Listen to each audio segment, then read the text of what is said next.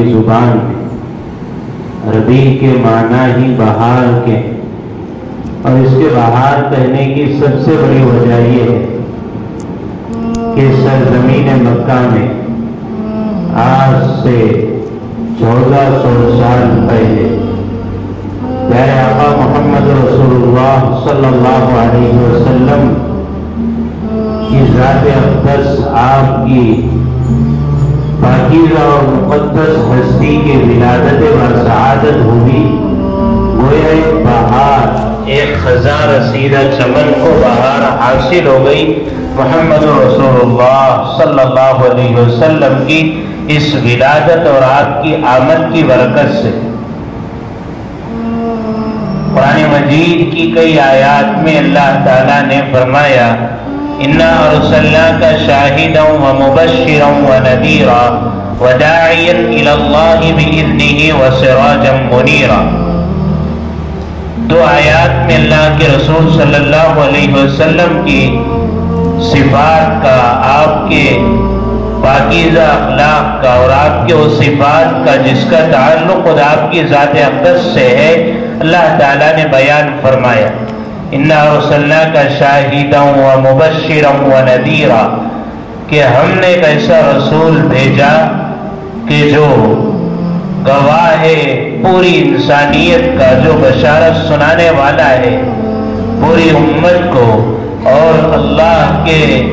ڈر سے ڈرانے والا ہے، اللہ کا خوف امت کے، انسانیت کے دل میں بٹھانے والا ہے، اور لوگوں کو اللہ کے راستے کی طرف دعوت دینے والا، اللہ کی طرف بلانے والا ہے، اور ایک ایسا روشن چراغ ہے کہ جس کی روشنی پورے عالم میں پھیلے گی، بڑھے گی اور پہنچ کر رہے گی۔ یہ ساری باتیں پیارے آقا صلی اللہ علیہ وسلم کی ذات اقدس کے تعلق سے اللہ تعالیٰ نے قرآن مجید میں بیان فرمائی، اور بھی بے شمار آیات ہیں جس میں اللہ رب العزت نے پیارے آقا محمد رسول اللہ صلی اللہ علیہ وسلم کی صفات کا ذکر فرمایا۔ وَرَفَعْنَا لَكَ ذِكْرَكَ، نبی ہم نے آپ کے تذکرے کو بلند کر دیا۔ جب آپ کے ذکر خیر کو، آپ کے نام کو، آپ کے ذات کو، آپ کے ہستی کو، آپ کی شخصیت کو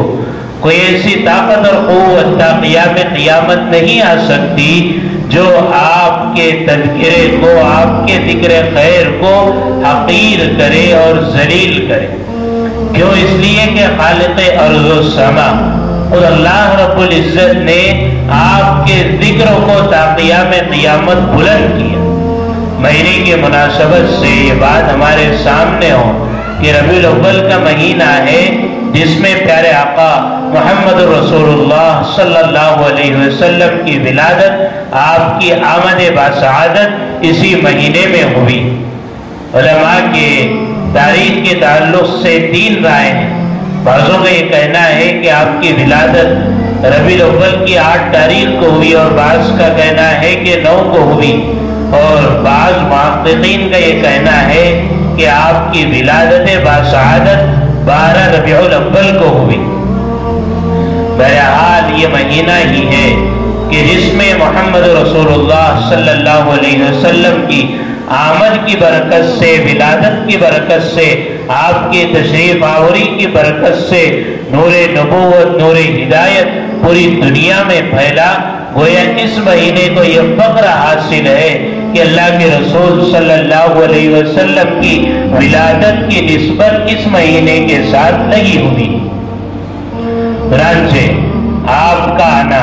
یقیناً دونوں جہاں کے لیے، دنیا میں بسنے والوں کے لیے بھی اور قیامت میں میدان محشر میں بھی، ہر ایک کے لیے، سارے جنات کے لیے، سارے انسانوں کے لیے اور ساری روئے زمین پر بسنے والے مخلوقات کے لیے آپ کا آنا رحمت ہے۔ آپ نے آ کر کے ہر ایک کے حقوق کو ہر ایک تک پہنچانے کی فکر فرمائی، ایسے آپ نبی رحمت للعالمین ہیں۔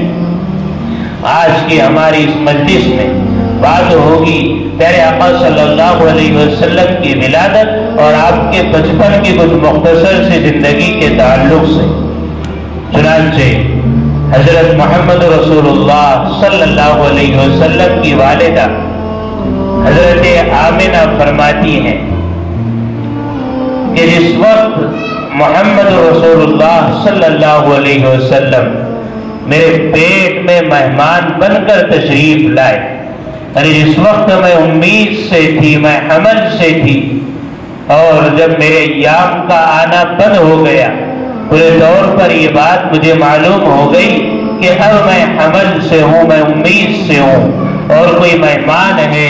جو میرے پیٹ میں آ چکا ہے اور چند دنوں کے بعد وہ اس دنیا میں آنے ہی والا ہے۔ چنانچہ حضرت آمنہ فرماتی ہیں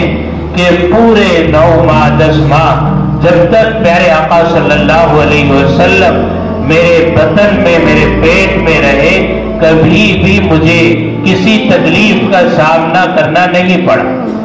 یعنی عورتیں جب امید سے ہوتی ہیں، عمل سے ہوتی ہیں، تو اس وقت میں یقیناً بڑی تکلیف کے دن ان کے گزرتے ہیں۔ ان کا چلنا پھرنا، اٹھنا بیٹھنا، لیٹنا، ساری چیزیں ایک زندگی ہی پر مشقت بن جاتی ہے۔ لیکن حضرت آمنہ فرماتی ہے کہ محمد رسول اللہ صلی اللہ علیہ وسلم جب میرے پیٹ میں تشریف لائے، اس وقت سے لے کر کے دنیا میں آنے تک کے مجھے کبھی بھی کوئی تکلیف اور صدمے کا سامنا نہیں کرنا پڑا۔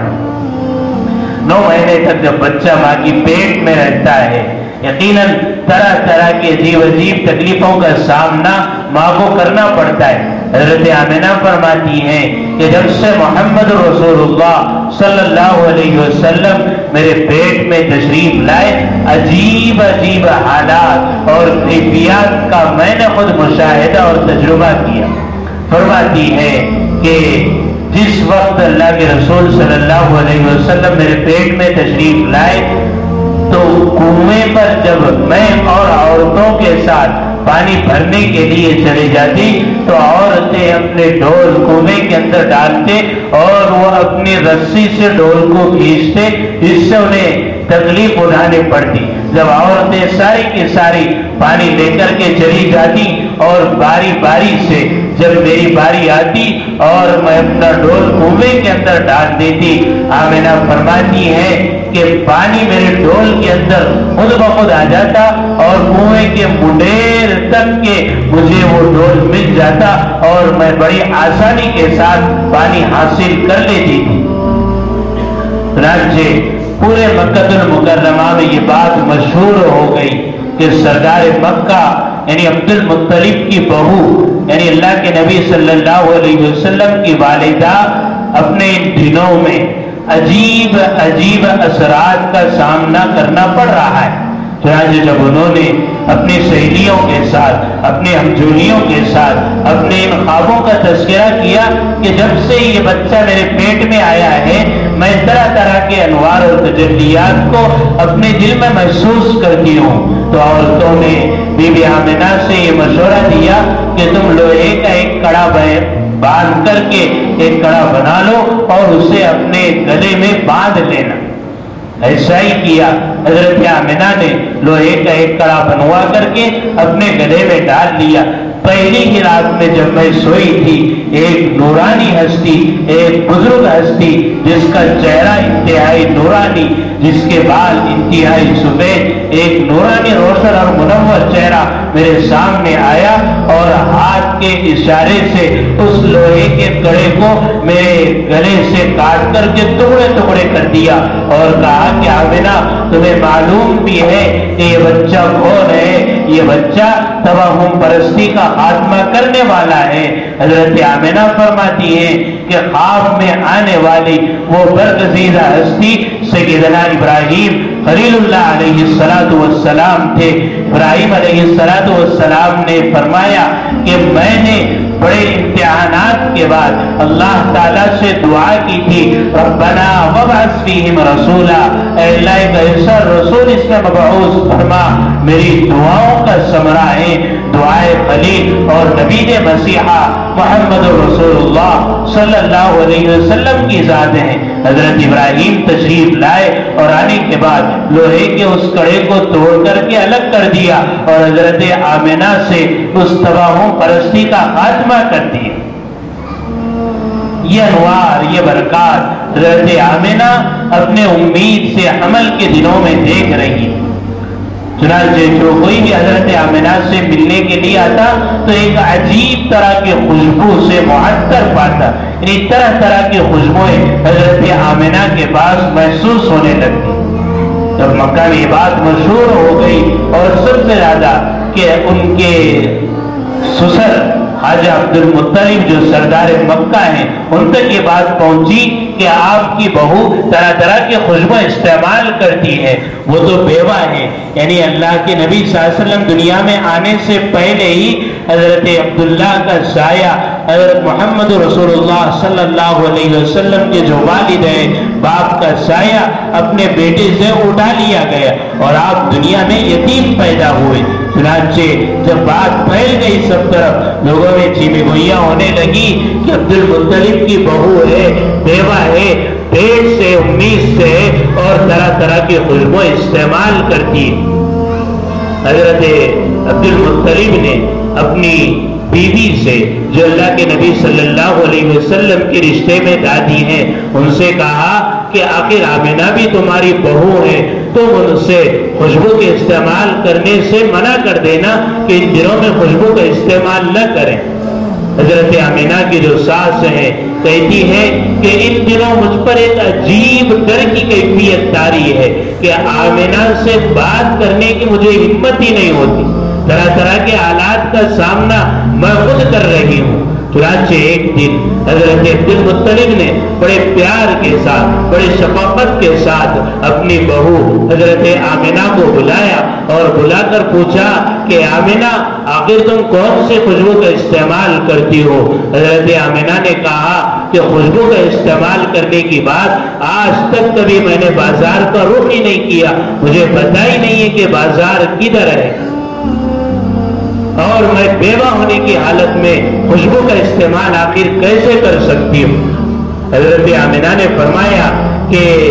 ابا عبد المطلب اگر میں آپ سے وہ باتیں کہوں جو میں ان دنوں خود محسوس کر رہی ہوں تو لوگ مجھے پاگل اور دیوانہ کہنے لگے اور میری باتوں کا یقین کسی کو نہ آوے. عبد المطلب نے فرمایا کہ آمنہ آخر وہ کیا باتیں ہیں جس کو تم محسوس کر رہی ہو؟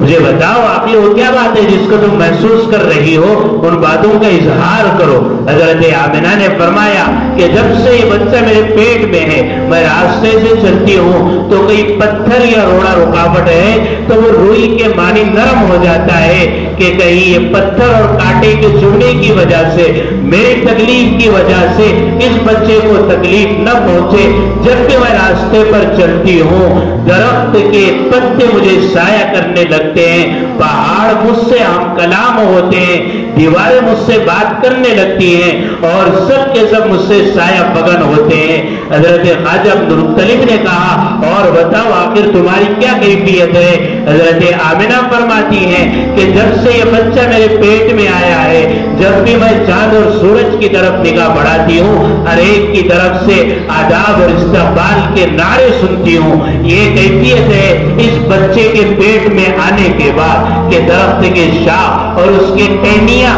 سجود ہو کر میرے طور پر پورے طور پر سایہ بگن ہے، دیواریں مجھ سے ہم کلام ہیں اور مجھ سے باتیں کر رہی.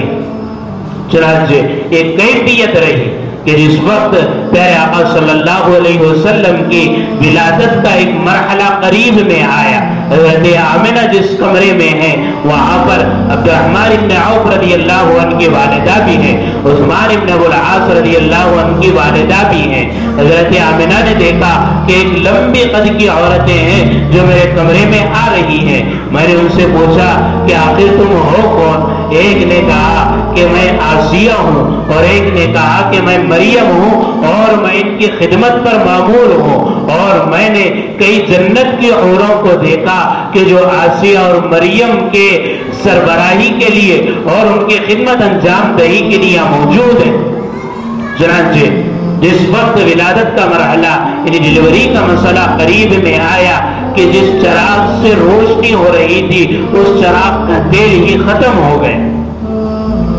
حضرت عبد الرحمن ابن عوف کی والدہ کو روشنی کی ضرورت پیش آئی. لیکن جب اللہ کے نبی صلی اللہ علیہ وسلم کی ولادت ہوئی تو پورا کمرہ روشنی سے اس طرح منور ہو گیا کہ چراغ کی ضرورت ہی ختم ہو گئی۔ حضرت فاطمہ بنت عبداللہ جو اللہ کے نبی صلی اللہ علیہ وسلم کی دایا ہیں، یعنی جننے کی خدمت انجام دے رہی ہیں، فرماتی ہیں کہ جب اللہ کے رسول صلی اللہ علیہ وسلم کی ولادت ہوئی، میں نے اپنی آنکھوں سے دیکھا کہ ستارے پورے طور پر جھک رہے ہیں میری طرف، اور مجھے اس بات کا خوف ہوا کہ کہیں وہ ستارے میرے اوپر آ کر گر نہ جائیں، اتنا کمرہ پورے طور پر منور اور روشن ہو گئے۔ یہ حالت تھی پیارے آقا صلی اللہ علیہ وسلم کی ولادت کے وقت کہ بچہ جب اپنی ماں کے پیٹ سے نکلتا ہے پوری آلودگی اور غلاظت کے ساتھ ہوتا ہے کہ نو ماں جو اس کے ماں کے پیٹ میں رہا، لیکن اللہ کے نبی صلی اللہ علیہ وسلم جب دنیا میں تشریف لائے تو آپ جب اپنی والدہ ماجدہ کے پیٹ سے باہر نکلے ہیں تو